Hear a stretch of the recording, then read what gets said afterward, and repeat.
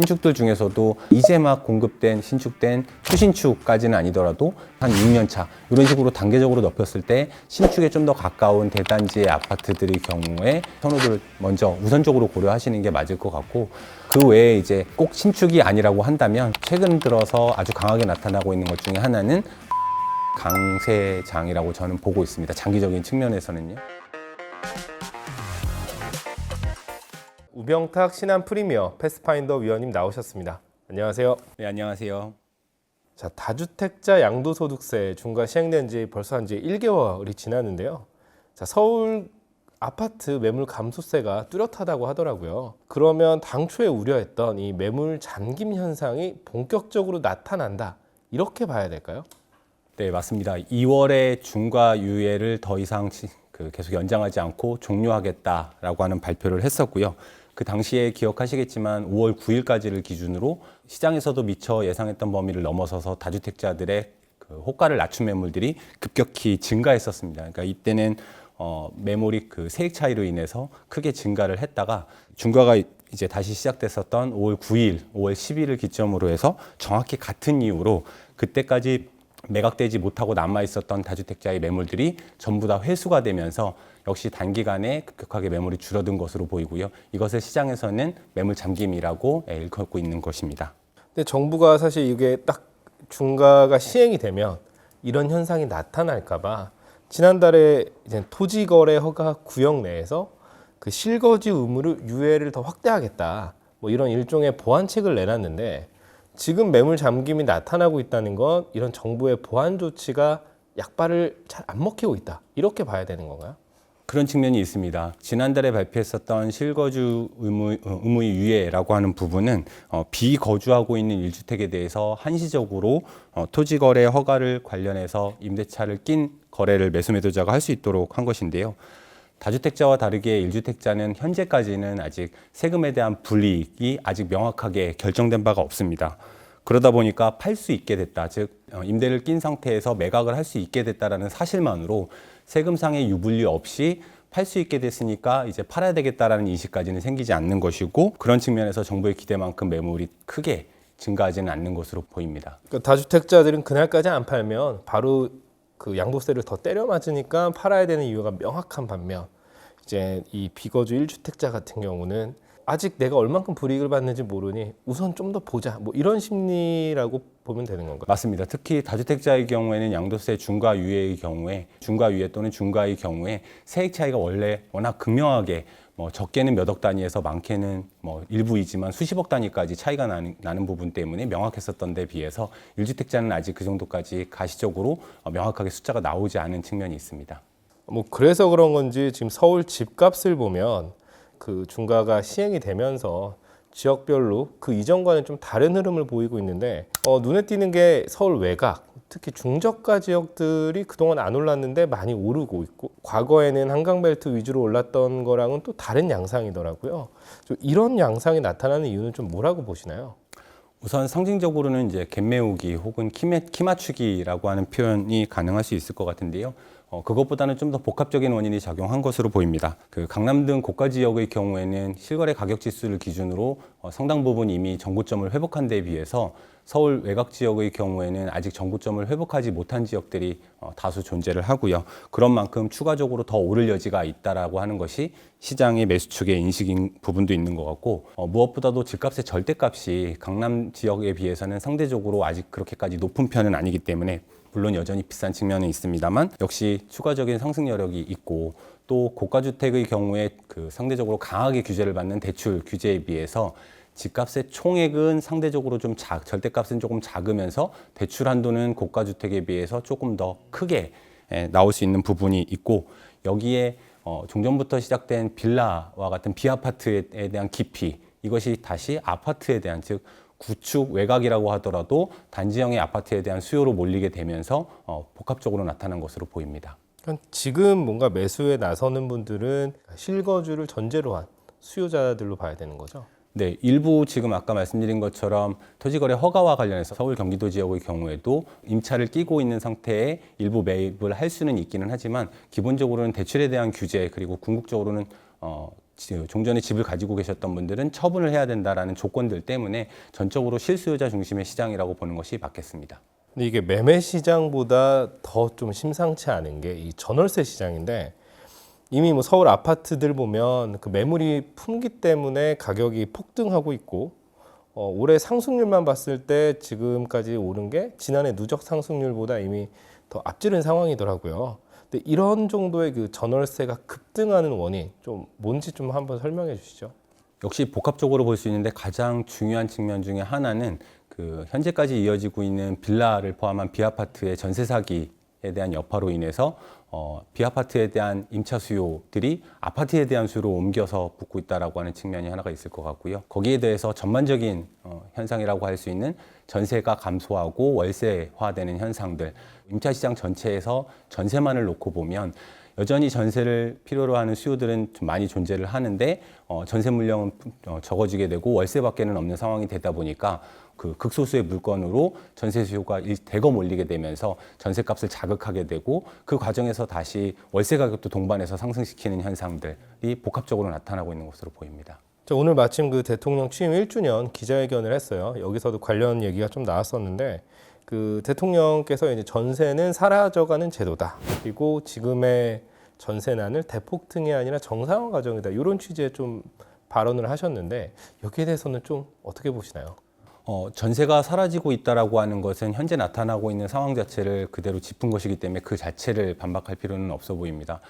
다만 그럼에도 불구하고 전세가 우리 사회에서 가지고 있었던 역할이라고 하는 측면이 분명히 존재를 하고 그런 측면에서 놓고 보면 전세 물량이 줄어들고 임차 물량이 대다수 월세로만 남게 된다라고 하는 현상이 그냥 일반론적으로 정상화되는 과정이라고 보는 것은 시장을 조금 다소 안이하게 보는 측면이 있다라는 생각이 듭니다.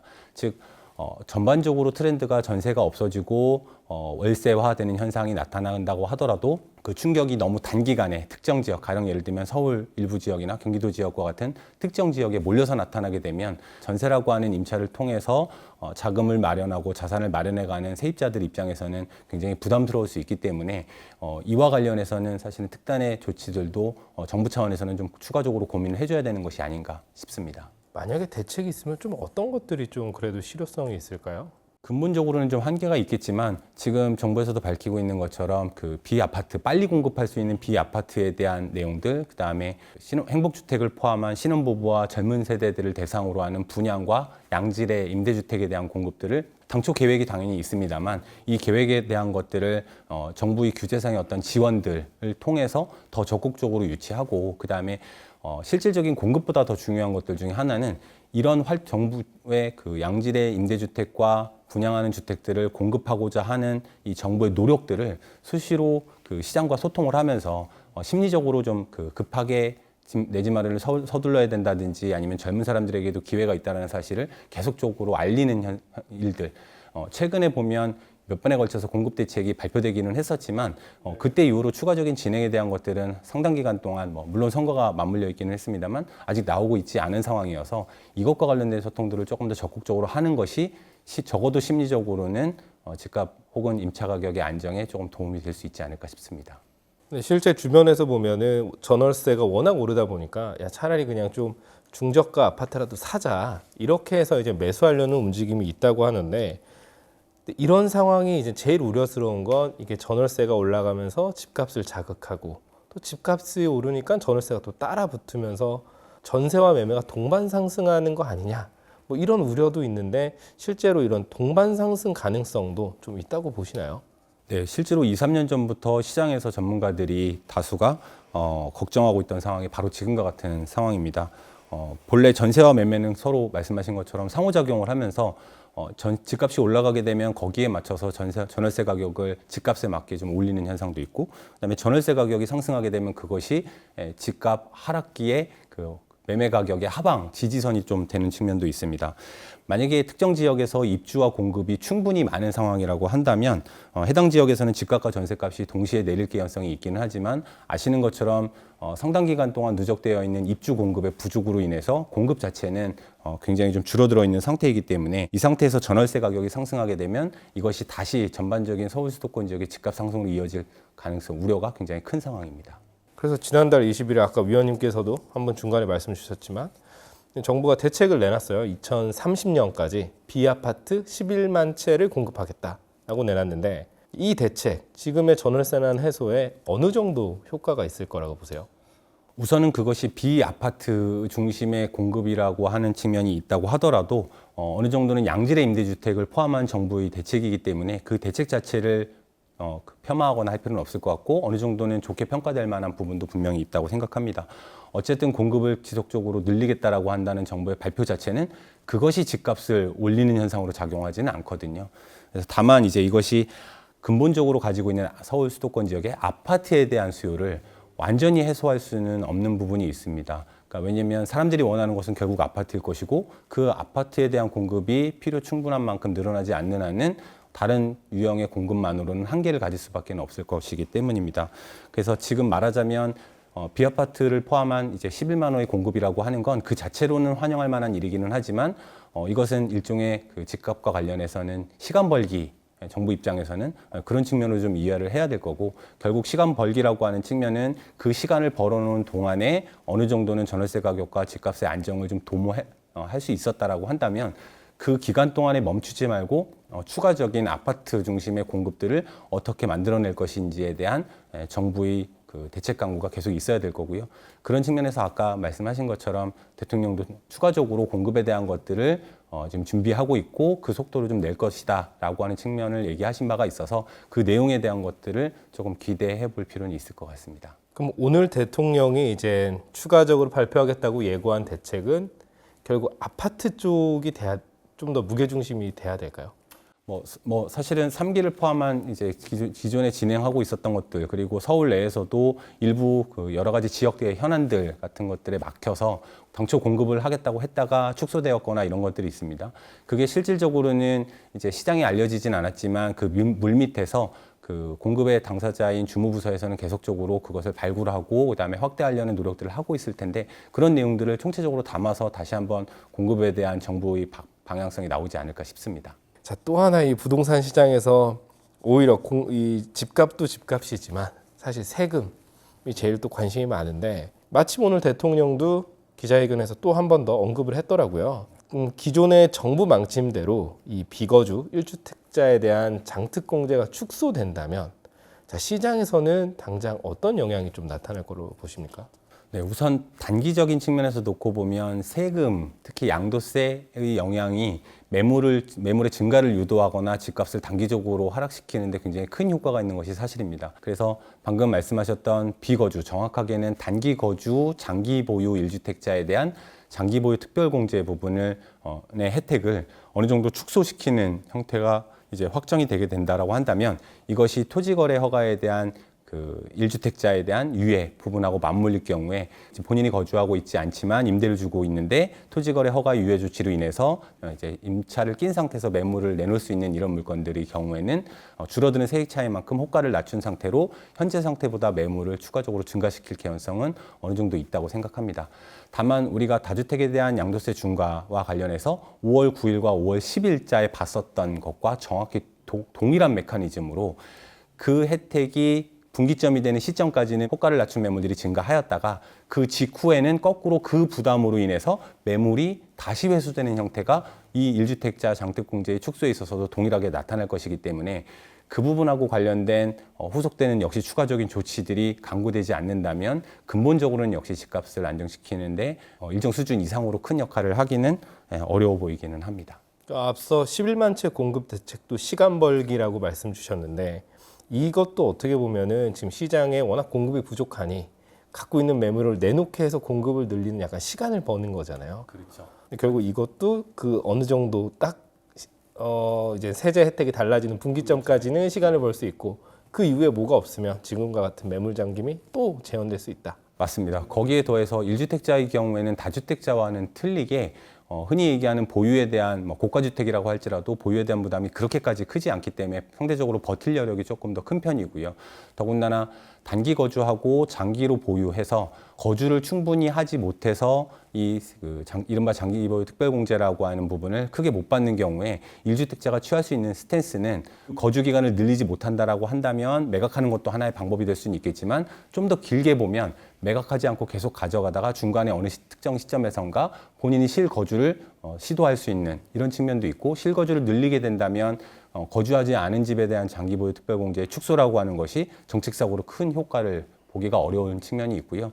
숨겨져 있는 함의들 중에 하나는, 이건 이제 예상에 불과할 뿐이기는 한데, 말씀드린 것처럼 단기 거주하고 장기로 보유한 사람의 경우에 세금 혜택에 대한 부분이 축소가 되게 되면 어쨌든 거주를 늘리게 되면 그 종전과 같은 거주 혜택을 어느 정도는 그대로 누릴 수 있는 것이기 때문에, 말하자면 경제적인 여유가 있는 사람들일수록 거주 기간을 늘리려고 할 텐데, 당장 거주를 할 수 없는 여건이라고 하더라도 말하자면 지금 있는 세입자에게 전세금이나 전세보증금을 내주고 본인이 실제 거주하지 않더라도 전입신고 등을 통해서 거주하는 것처럼, 물론 이 부분은 엄격하게 얘기하면 탈세에 해당하는 부분이 될 수 있겠습니다만, 그런 식으로도 이제 전입신고만 우선 해두고 거주기간인 것처럼 늘리려고 하는 현상들도 더 나타날 수 있고요. 그렇게 되면 어떤 문제가 되게 되냐면, 지금 현재 부족해져서 가격이 올라가고 있는 전월세를 더 자극하는 문제도 의도치 않게 생길 수 있습니다. 그럼 비거주 1주택자 입장에서는 선택지가 크게 세 가지인 거네요.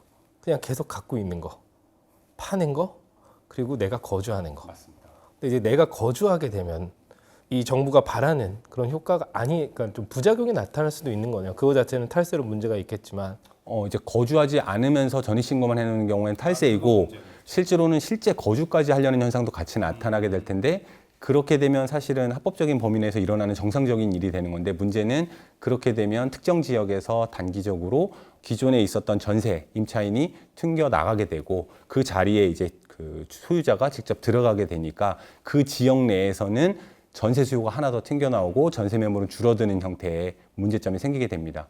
이것을 오해하기 쉬운 것들 중에 하나가, 그렇게 되면 거꾸로 그 현재 비거주하고 있던 소유자가 원래 살던 임차로 살고 있던 집에서 그 집을 다시 시장에다 내놓고 나올 거니까 플러스 마이너스 동일한 현상이 되는, 0이 되는 거 아니냐라고 생각을 하시기 쉽지만, 전월세의 수요라고 하는 것들은 단기적인 측면에서는 그렇게 확 이렇게 맞춰지기가 좀 어려운 측면이 좀 있고요. 그다음에 지역적으로도 예를 들어서 강남 일대에 교육이나 직장 때문에 거주를 해야 되는 사람이 경우에 거기서 튕겨나왔다라고 해서 어느 날 갑자기 지방에서 살 수는 없다라는 문제가 생깁니다. 즉, 사람들이 선호하는 지역의 전월세 수량은 더 줄어들게 되고, 외곽 지역은 오히려 남아도는 현상이 더 심화될 가능성이 크다는 것이죠. 보유세 얘기도 또 나오고 있어요. 대통령도 우리나라 보유세는 대체로 낮다라고 다시 한번 보유세를 강화하겠다라는 뜻을 오늘 기자회견에서 얘기를 하셨는데, 자, 정부가 보유세를 강화한다면 좀 어떤 방식이 유력하다고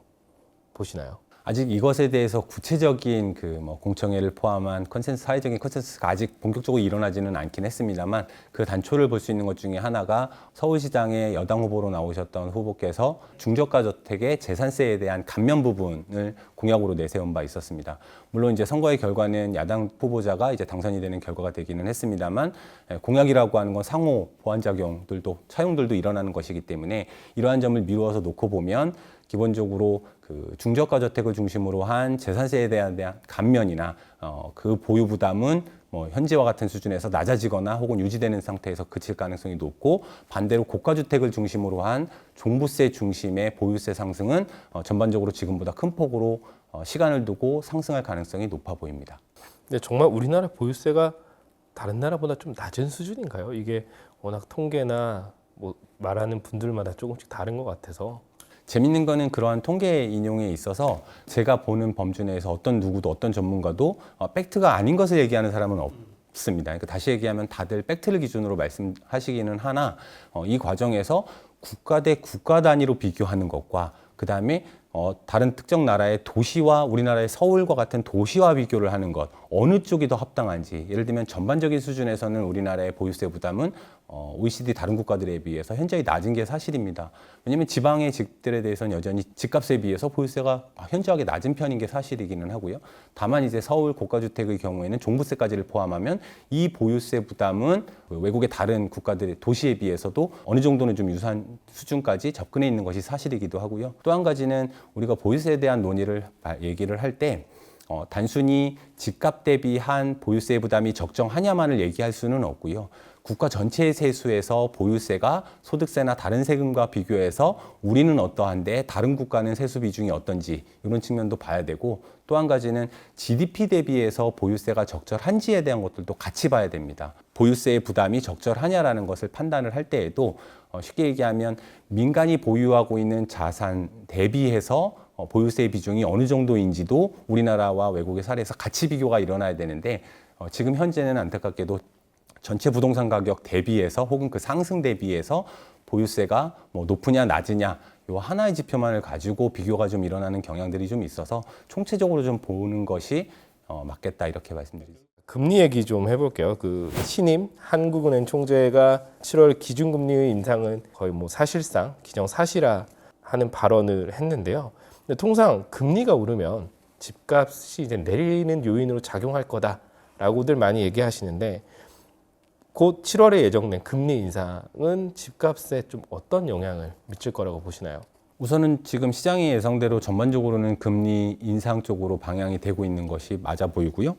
이제 어느 정도까지 올라갈지는 좀 지켜봐야 되긴 하겠지만, 그러면 금리와 집값의 상관관계는 어떻게 되느냐라고 하는 게 이제 많은 분들이 제일 궁금해하시는 상황일 텐데요. 경제학적인 이론 측면에서 보면 방금 말씀하신 것처럼 금리가 올라가면 집값이 떨어지고, 금리가 떨어지면 집값이 올라가고 딱 이런 형태로 나타날 것 같지만, 실제로 우리나라의 사례를 놓고 보면 혹은 외국의 다른 사례에서도 이것이 딱 그렇게 1대1로 매칭되는 관계가 아니라는 것이 중요합니다. 과거의 사례를 몇 가지만 좀 살펴보면, 기본적으로는 수차례에 걸쳐서는 2000년 이후로 지금 현재 약 25년, 26년에 걸치는 기간 동안 금리가 상승하면서 집값이 떨어진 정상 경로죠. 그리고 혹은 금리가 하락하면서 집값이 상승하는 이런 정상 경로에 해당하는 기간들도 있기는 했었지만, 그 반대의 경우도 굉장히 많았습니다. 다시 얘기하면 금리가 하락하는데도 불구하고 집값은 동시에 같이 하락하거나, 혹은 금리가 상승하는 기간 동안 오히려 집값은 떨어지지 않고 같이 상승하는 기간들도 굉장히 많았었는데, 그 수치를 대략적으로 살펴보면 2000년대 이후로 2025년, 6년까지 약 25년에서 26년에 걸치는 기간 동안 약 10년에서 11년 동안에는 정상 경로에 맞춰서 금리가 올라가면 집값이 떨어지고, 금리가 떨어지면 집값이 올라가고 이렇게 움직이기도 했지만, 반대로 나머지 한 15년에 걸치는 기간 동안에는 금리와 집값의 상관관계가 정반대로 흘렀던 적도 있었기 때문에, 지금 현 시점에서 금리가 올라간다는 사실 한 가지만을 가지고 집값은 큰 폭으로 떨어질 거다라고 단정 짓기는 어렵겠습니다. 자, 이거는 일부 동네에 국한된 얘기긴 한데, 그 저희 삼전닉스, 삼성전자, 하이닉스 임직원들의 그 수억 원대 성과급이 경기 남부 지역의 집값을 이제 높이는 불쏘시개가 되고 있다, 뭐 이런 분석이 나오는데요. 그래서 실제로 그 영향인지 경기 화성시 동탄의 집값을 보니까 6주 전보다 한 3배로 상승폭이 더 가팔라졌더라고요. 근데 이런 삼전 닉스발의 이 집값 상승세는 주로 좀 어느 지역까지, 그리고 얼마나 지속될 걸로 보시나요? 우선 말씀하신 것처럼 일부 지역에 국한된 문제이기는 하지만 최근에 가장 큰 화두였던 것도 사실인 것 같습니다. 어쨌든 소득과 집값의 상관관계는 오히려 금리와 집값의 상관관계보다 조금 더 밀접하게 작용하는 측면이 있다고 저는 생각을 하고요. 그런 측면에서 그 삼전닉스의 그 수억 원대 성과급과 관련된 이슈들이 지금 나타나고 있는 것처럼 경기 동남권 일대 집값 상승에 상당 부분 영향을 줄 수 있을 것으로 보입니다. 그 중에서도 이제 화성 동탄뿐만 아니라 용인 수지 수원 일대까지 해당하는 지역들이 이러한 영향권 내에 있는 것으로 보여지고요.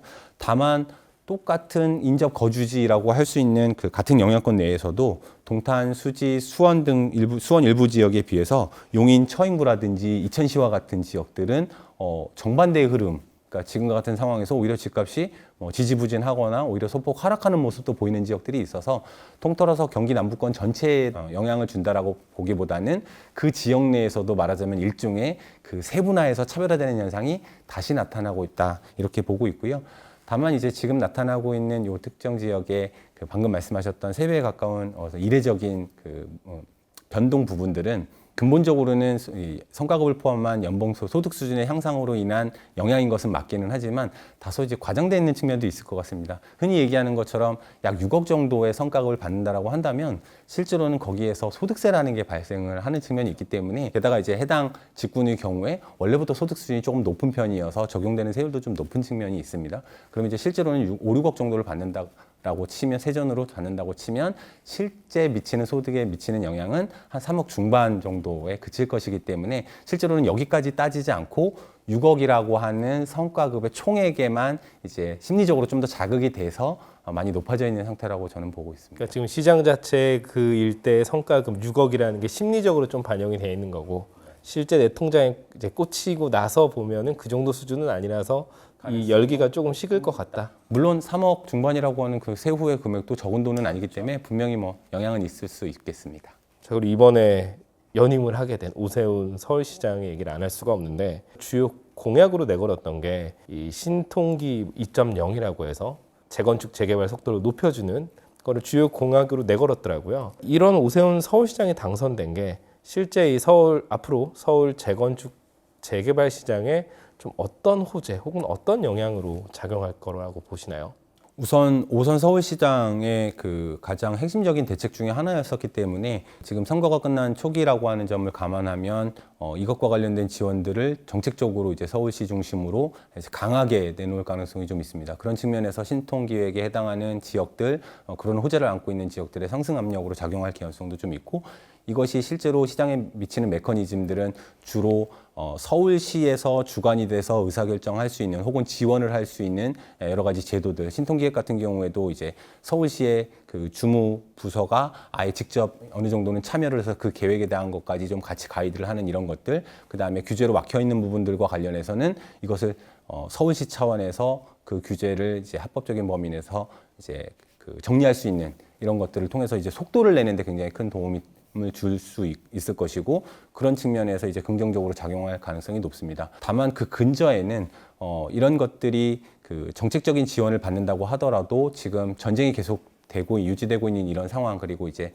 석유를 포함한 여러 가지 그 글로벌 이슈하고 관련해서 건축비와 물류비를 포함한 이런 상승률이 좀 여전히 우려되는 측면들이 있기 때문에 재개발 재건축의 경우에 앞전에 우리가 봤었던 여러 가지 그 공사비의 상승에 대한 것들이 이 정책에 대한 지원 부분을 어느 정도 상쇄시키는 부분들도 좀 있어서 그에 대한 고려를 좀 같이 할 필요는 있을 것 같습니다. 그러니까 행정적으로 지원을 해주고 적극적으로 밀어준다 하더라도 결국 조합원들이 내야 되는 그 돈이 높아진 거는 공사비 상승이라는 또 큰 문제가 있기 때문에 이 정부가 지원한다고 해서 돈 문제가 해결되기는 어렵다. 그리고 서울시만의 능력, 역량으로 다 해결할 수도 없는 부분이라고 생각됩니다. 이렇게 재건축 재개발을 촉진해서 이게 활성화되면 결국 나중에는 더 질 좋은 그 공급 확대로 이어지겠지만 그 순간만큼은 멸실이 되잖아요.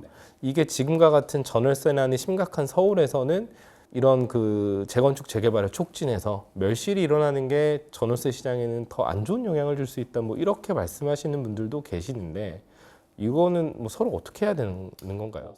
역시 맞는 얘기고 또 틀린 얘기이기도 한 것 같습니다. 그러니까 이게 정책 선택의 문제라고 저는 이해를 하고 있고요. 방금 말씀하신 것처럼 혹은 그 시장의 일부 전문가들이 지적을 하고 있는 것처럼 재개발, 재건축을 통해서 서울과 같은 지역에서 한시적으로 공급이 멸실이 되게 되는 과정을 통해서 이제 튀어나오는 수요로 인해서 그 주변 지역의 전월세를 자극하는 측면이 분명히 있고 그럼 이제 이것은 단기적인 효과 그다음에 이제 장기적으로 보면 양질의 주택들이 보통 아파트를 중심으로 해서 공급이 될 거라는 측면은 다시 전반적으로 집값과 전세 가격을 안정시키는 효과가 있을 텐데 다시 얘기하면 단기적으로는 이것이 집값을 자극하는 요소로 분명히 작용하는 것은 맞고 장기적으로는 또 안정되는 측면이 있기 때문에 결국 어느 한쪽이 맞거나 틀리다라는 개념보다는 이 둘 사이의 균형 부분을 그 서울시와 같은 지자체와 그다음에 중앙정부에서 어떻게 조율을 해나갈 것이냐 그렇게 재개발 재건축을 통해서 튀어나오는 수요들을 주변의 다른 공급이나 어떤 대책 등을 통해서 같이 보조를 맞춰 나가는 것을 통해서 얼마만큼 완화시키는 노력을 할 것이냐 거기에 달려있는 문제라고 보고 있습니다. 자, 서울 집값, 전월세 모두 높은데 대출 문턱은 또 어느 때보다 높은 상황인데요. 자, 이런 상황에서 내 집을 마련하려는 무주택자나 혹은 갈아타기를 고민하시는 분들한테는 좀 어떤 조언을 가능할까요?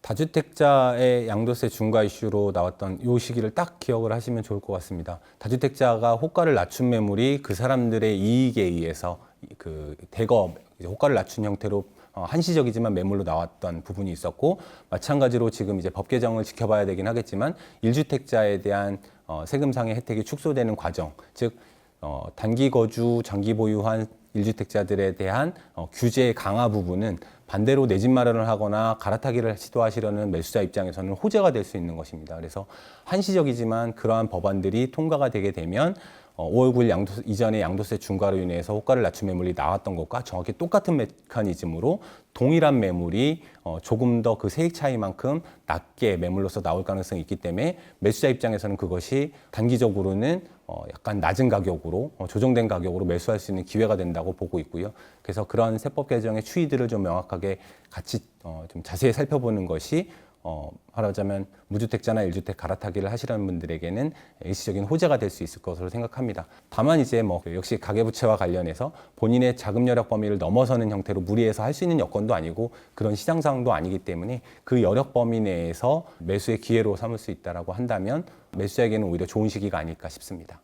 그럼 이런 그 비거주 1주택자들의 움직임이 좀 정해지는 결국 그 세제 개편안은 한 언제쯤 나오게 되는 건가요? 7월 중순에서 하순까지 7회에 걸쳐서 이제 확정돼서 그 개정안이 나올 것으로 예상이 되고요. 물론 세법 개정안이 나올 때 한번 움직임이 좀 일차적으로 있을 것이고 그 세법 개정안에 담기는 내용은 지켜봐야 되겠지만 보통 이제 하반기까지 그 해당되는 법 개정을 통해서 내년 1월 1일 이후부터 적용되는 식으로 작용을 통상 해왔기 때문에 그러니까 세법 개정 자체에 발표되는 7월 하순까지 1차적으로 지켜보실 필요가 있고 그 내용을 살펴봐서 연말까지 실제로 시장의 움직임이 개정 내용에 따라서 어떻게 움직이는지 이렇게 두 번에 걸쳐서 나눠서 보시면 좋겠습니다. 그리고 매수하려는 수요자분들은 사실 제일 궁금한 건 이런 거일 것 같아요. 지금 남들이 다 좋다는 동네를 쳐다보니 가격이 너무 높고 그렇다고 좀 외곽으로 눈을 돌려서 좀 금액에 맞추자니 여길 사도 될까라는 그런 불안감이 들 것 같은데 현 시점에서 이렇게 매수 고민하는 수요자분들께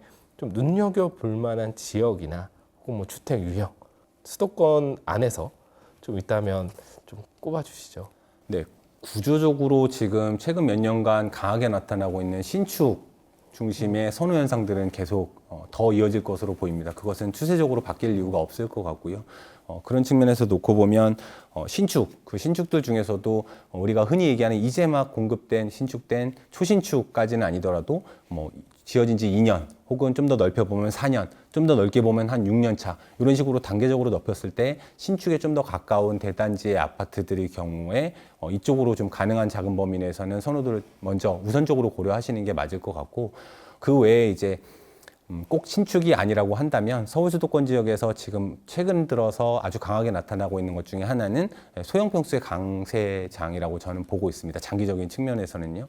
그래서 그 본인 가족 세대 내에서 수용 가능한 범위라고 한다면 서울과 경기도 주요 지역에서 흔히 얘기하는 극단적으로는 12평 혹은 15평의 초소형의 단지형의 아파트들에 대한 것들을 좀 눈여겨보시면 좋을 것 같습니다. 이런 되게 초소형 평수는 좀 어떤 매력이 있는 거예요? 기본적으로는 총액, 그 집값이 지금과 같이 많이 상승한 상태에서도 면적 자체가 작기 때문에 꼭 재건축이나 재개발에 대한 이슈들이 아니라고 하더라도 그 총액의 단가가 총액 자체가 좀 상대적으로 적고 그런 측면에서 일부 대출을 받는다고 하더라도 역시 대출에 대한 부담이 금리 상승기에 좀 덜할 수 있다라는 장점이 있습니다. 그래서 결국 매수 수요는 이쪽으로 조금 더 쏠릴 가능성이 좀 크고 원래 전통적으로 보면 작은 평형수의 평당 가격은 고래로 더 비쌌던 것이 사실인데 그 현상은 근본적으로 바뀌기는 어렵다라고 하는 측면도 있습니다. 그럼 어쨌든 가구 수가 많지 않거나 뭐 사회초년생이나 이런 분들은 이런 초소형 평수도 노리는 것도 뭐 하나의 전략적인 방법이 되겠네요. 네, 좋은 대안이 될 수 있을 것이라고 생각합니다. 알겠습니다. 그 귀한 시간 내주셔서 감사합니다, 위원님. 네, 고맙습니다. 네, 감사합니다.